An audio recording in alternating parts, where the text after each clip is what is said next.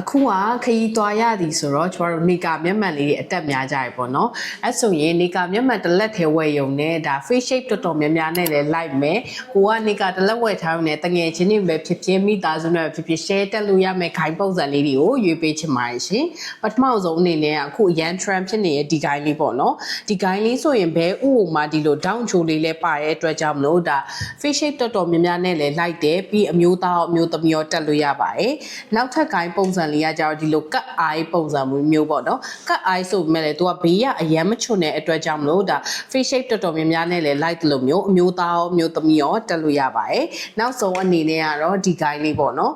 သူကတော့တော်တော်များများလေးကြိုက်တယ်ပြီးအမဲရောင်လေးလည်းဖြစ်တဲ့အတွက်ကြောင့်မလို့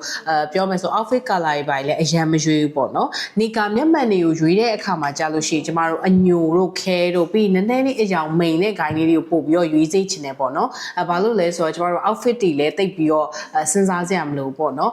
အဲ့လိုမှမဟုတ်ကိုယ်ကလည်း hot shot ဝတ်တတ်တယ်ဆိုရင်တော့နေကာ guy လေးတွေကိုအယောင်တက်တောက်လေးယူပြီးတော့တက်လို့ရပါတယ်ရှင်